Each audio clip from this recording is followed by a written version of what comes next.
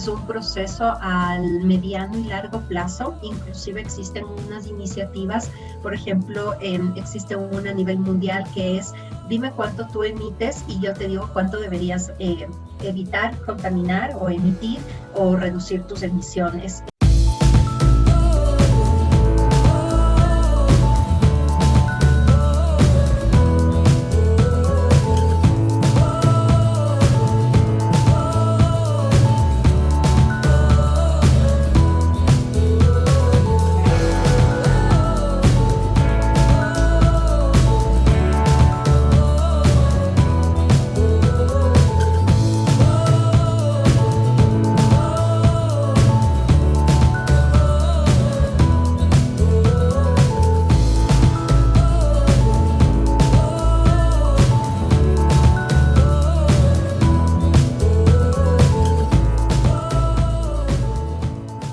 ¿Por qué es importante el cambio climático para un desarrollo sostenible? Es el tema de hoy. Y tenemos a Camila Hernández, ella es gerente regional de sostenibilidad y cambio climático en Deloitte. Bienvenida a Mentes al Día.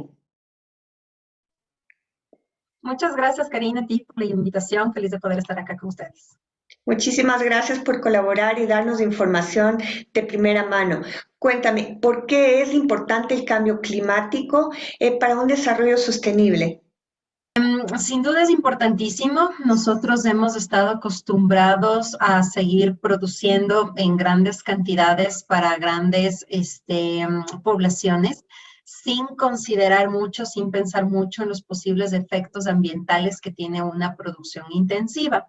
Entonces, considerando que vamos a ser 9.000 millones de habitantes al final del siglo, tenemos que seguir produciendo. Sin embargo, el tema no es cuánto producimos, sino el cómo lo hacemos. Entonces, cada vez que nosotros somos más intensivos estamos cooperando pues a un calentamiento global, y este calentamiento global lo que hace es que el clima cambie, y el clima cuando cambia nos hace o nos pone unas reglas del juego muy diferentes a las que estamos completamente acostumbrados. ¿Qué significa esto? Si es que el cambio climático comienza a tener estragos más fuertes, las producciones serán más inestables, las zonas agrícolas serán menos productivas, las cosas que tú encontrabas o encuentras en ciertas regiones ya no las encontrarás ahí y tendrás que buscarlas en otros lugares, y obviamente se elevará muchísimo más el costo. Ya. ¿Y cuáles serían las implicaciones de impacto? 100% costos, un tema financiero, por lo cual es súper importante que al riesgo climático se lo mitigue desde una óptica también financiera. Esto quiere decir cuál podría llegar a ser el costo social y estatal para todos nuestros pueblos. Solo como una analogía muy simple, estamos viendo todos los impactos que la pandemia nos está trayendo en términos económicos. Entonces, una posible crisis climática podría, como no tiene ningún precedente, podría tener mayores implicaciones y mayores efectos económicos y negativos en el entorno. Entonces, si ahora sabemos las consecuencias complejas que vivimos frente a una pandemia, el tratar una crisis climática sería aún peor. La crisis climática te afecta a todo, te afecta trabajo, te afecta productividad, te afecta empleo, te afecta obviamente, hay ciertos riesgos que el Foro Económico Mundial cataloga, y uno de esos también es, por ejemplo, la escasez de agua. Y el hecho de que tengamos una escasez de agua genera también migraciones más masivas. Entonces, se alejan las personas desde la parte agrícola, comienza a hacerse más densas las ciudades, más intensivo todo. Entonces, realmente existen unas repercusiones y unos impactos negativos sociales, ambientales, por supuesto, y obviamente esto con temas económicos. Serían súper importantes los gastos que los gobiernos tendrían que afrontar y que las empresas privadas tendrían que afrontar. Así es que sería un impacto múltiple de una macroeconomía y con un efecto cascada tenaz en todas las cadenas de valor.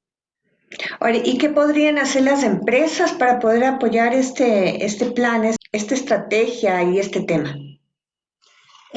Existe una ambición a nivel mundial, esto nace desde muchísimos convenios de tiempo atrás, el protocolo de Kioto, la COP de París, existen también acuerdos nacionales de que se están comprometiendo los países a hacer reducciones de emisiones en cada uno de los países para aportar justamente a esta gran meta de reducción.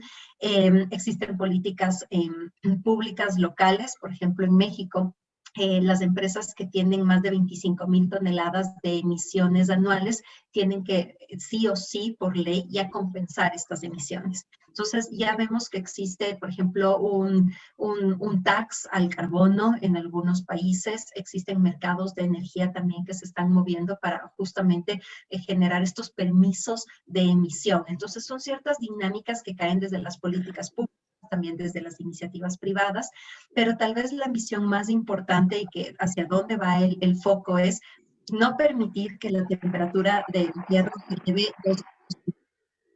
tratar de estar por debajo del 1,8 e inclusive por debajo del 1,5. Las empresas que buscan sobre todo tener una sostenibilidad en el tiempo y que su continuidad del negocio no se vea afectada, están comprometiéndose a hacer lo que esté en sus manos para no permitir que se lleguen a estos 1,5 grados centígrados. Y este es un proceso de transición que hay que realizarlo y que obviamente amerita esfuerzo, inversión, por lo cual no es fácil para todas las empresas, pero existe justamente estas buenas intenciones y esta buena estrategia de muchas empresas de seguir haciéndolo continuamente. Lo que eso va a generar es un efecto eco. Si es que ya grandes empresas lo hacen, van a comenzar a motivar a otros entornos menores y pues comenzar a generar una dinámica compartida más verde, más resiliente, alejarnos de lo que genera mayor cantidad de emisiones.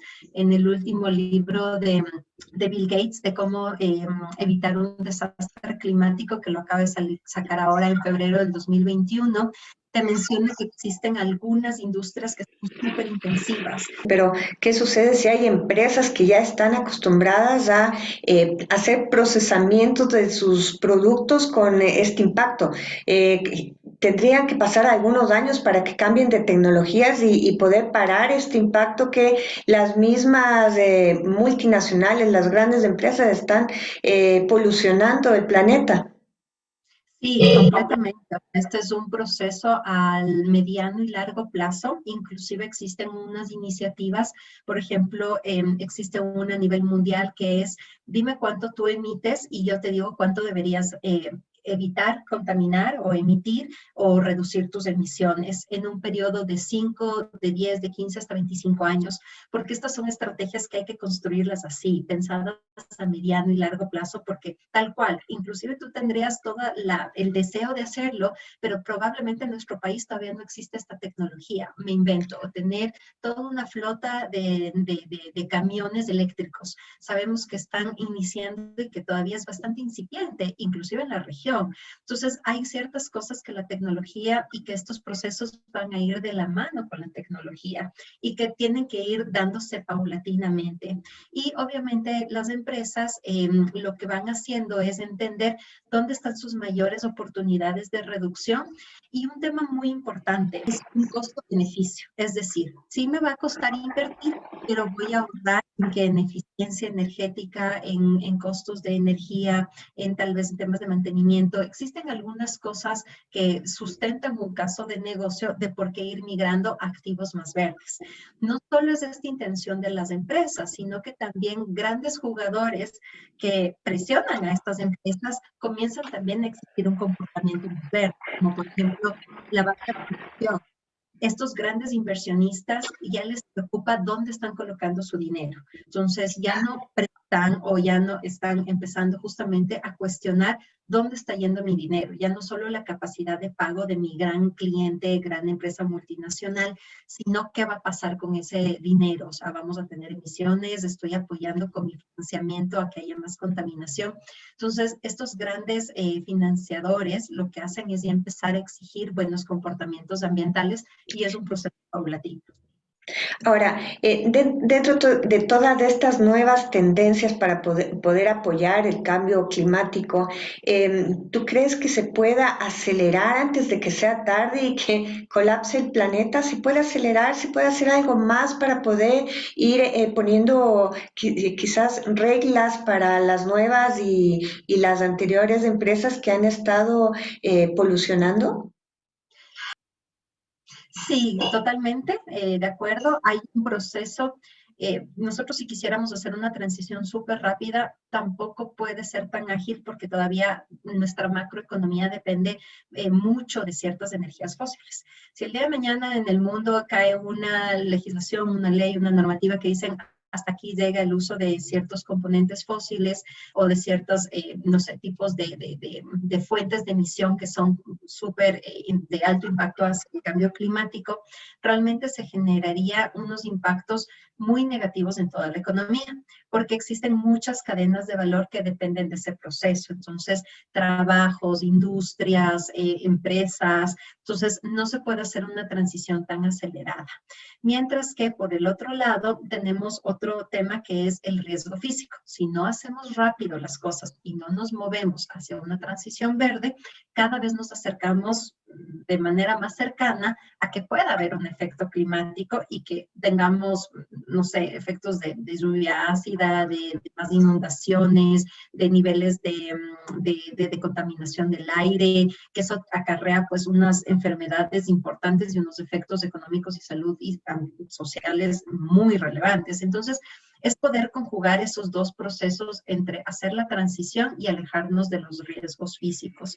Entonces, sí hay cómo hacer algunas cosas. Existen unas iniciativas, sobre todo manejadas por los gobiernos y también por las empresas privadas, que es cómo podemos apoyar con fondeos para que haya más oportunidad de tener espacios o financiamientos más verdes. No sé si ustedes se han dado cuenta, inclusive en los bancos comerciales uno puede pedir líneas de crédito verde, créditos destinados para temas ambientalmente responsables.